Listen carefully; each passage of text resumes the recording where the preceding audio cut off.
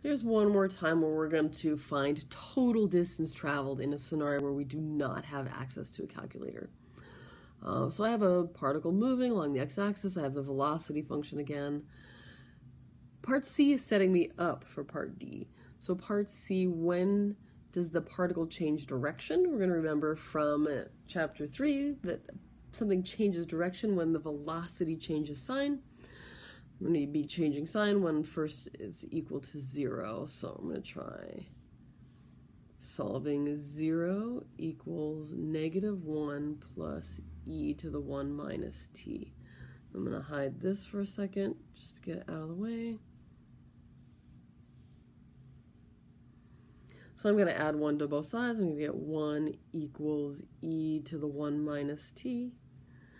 I have a problem, which is my variable is trapped in an exponent, and the way I undo that is with logarithms. So I'm going to take the natural log of both sides.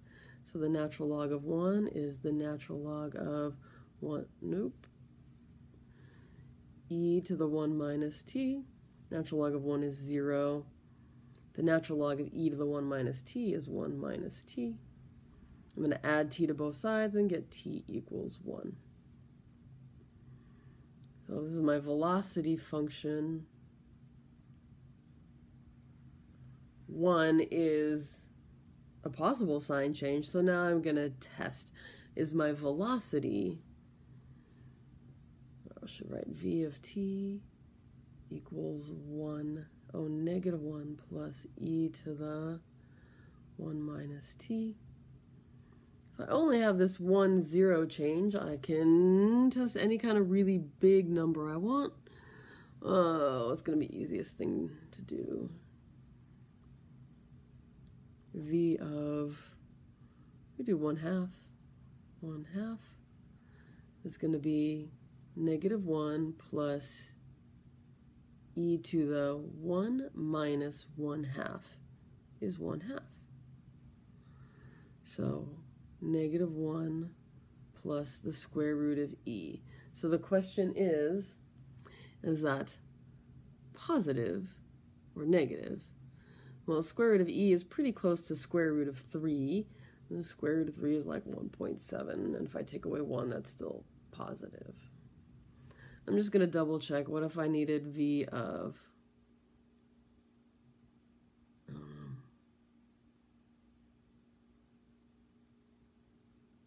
3?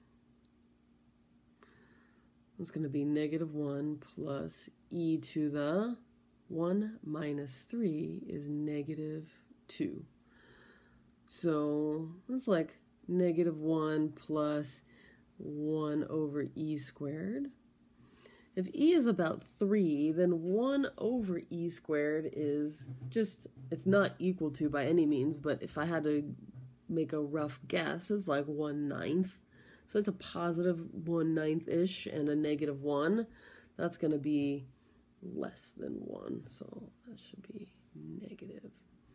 So now I have a sign chart from my velocity function. I know velocity is positive before time 1 and velocity is negative after time 1. So the actual answer to question C is the particle changes direction at time t equals 1 because at time t equals 1 the velocity changes sign. Alright, so we have the velocity changes sign at time t equals 1, so the particle changes direction. Now I'm going to use that to help me answer part D. Find the total distance traveled by the particle over the interval 0 to 3. So I could write, and I might even get 1 point for writing, I need the integral from 0 to 3 of the absolute value of v of t dt. But now it's my job to figure out how I'm going to have to split that integral up. So I split it up at the place where the velocity changes sign. So I'm going to integrate from 0 to 1 of v of t.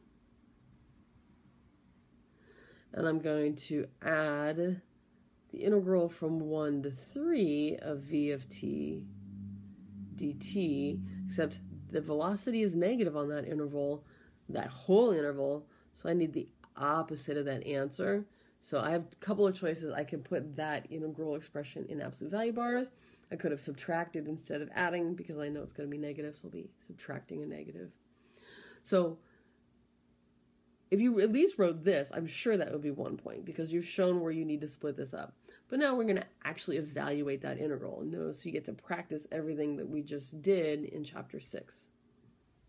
All right, so we said we needed to integrate from times 0 to 3 the absolute value of the velocity function. We said that we can split that up into integrating over the positive portion of the velocity function and the negative portion. And where we had a velocity function that was negative, we used absolute value bars around that integral. This is the exact same thing, so I can do that. So how am I going to evaluate this integral? I'm going to make a u substitution, but before I do that, I notice that,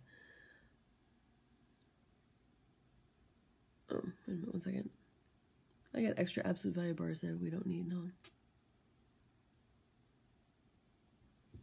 No. These bars here are a typo, sorry. Because on the interval 0 to 1, the velocity function is positive, I don't need the absolute value bars when I integrate from times 0 to 1. All right, so I'm going to make a u substitution, but in order to do that, I'm going to need to break up my integral first. Let's do this. Over right here.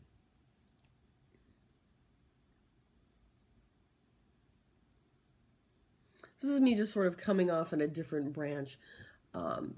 Both of those integrals have the same integrand. So I'm going to come over here to the side and figure out how to find an antiderivative for -1 plus e to the 1 minus t. So here's my integrand. I'm just going to pretend it's an indefinite integral for now. I'm just trying to find the antiderivative. I'm going to rewrite that as -1, the integral of -1 dt plus the integral of e to the 1 minus t dt. So the antiderivative of 1 is -1 is pretty easy. That gives me -t. Here, I'm going to make a u substitution. I'm going to let u equal, I see I didn't actually write that out. I'm going to let u equal 1 minus t. So du is the opposite of dt and vice versa. So when I find the antiderivative, I'm finding the antiderivative of e to the u, which is going to be e to the u. It's going to get multiplied by -1. When I put my u back, 1 minus t, that's how I get this minus e to the 1 minus t. So this is the antiderivative that I'm going to use.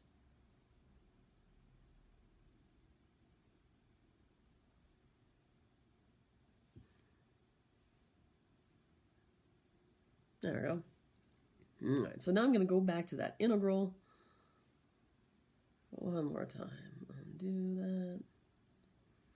And I'm going to evaluate it. It's 2 integrals, right? But at least the antiderivatives are the same. Let's do that.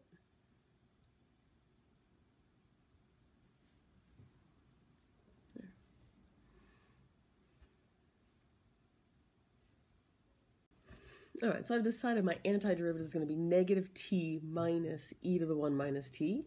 So I'm going to use that antiderivative for both integrals. Remember, my second integral has absolute value bars around it. I'm going to evaluate the first integral from 0 to 1 and the second integral from the second antiderivative from 1 to 3. So this is me on this line. I'm just replacing, this is my antiderivative evaluated at 1 minus my antiderivative evaluated at 0 plus the absolute value of the antiderivative evaluated at 3 minus the antiderivative evaluated at 1. The rest of this is just simplifying and replacing. Remember, e to the 0 is 1. Anything raised to the 0 power is 1. So that's how I got this. Minus e to the 1 minus 1 is minus e to the 0 minus 1. That's where this minus 1 came from.